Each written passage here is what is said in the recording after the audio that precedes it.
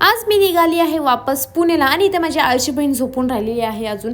आणि माझी कल्लोटी माझी बिट्टू गुरगुरतोय मला, मी त्याला बाय बाय करते. ते इथे मी चाललेली आहे, माझ्यासोबत माझी मम्मीसुद्धा आली आहे मला सोडायला.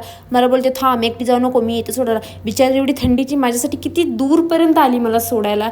शेवटचं बाय करते मम्माला. आता वापस याच महिन्यामध्ये मिळणार आहोत, परत मी घरी जाणारच आहे.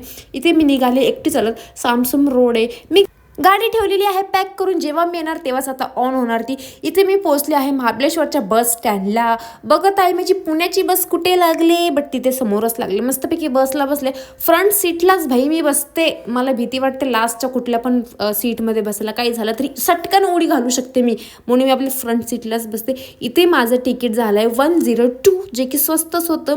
आणि इथे काय लिहिलं आहे, नाते पुते कोणतं तरी गाव आहे. मी किती वेळची वाचत होते, मला वाचताच येत नव्हतं. इथे मी वाईच्या घाटमध्ये पोचलेली आहे. जरा जरा भीती वाटत होती, वॉमिटिंग व्हायचं होत होतं, बट मी झालं नाही, कारण मी काही खाऊनच नव्हती आली म्हणून नाही झाली.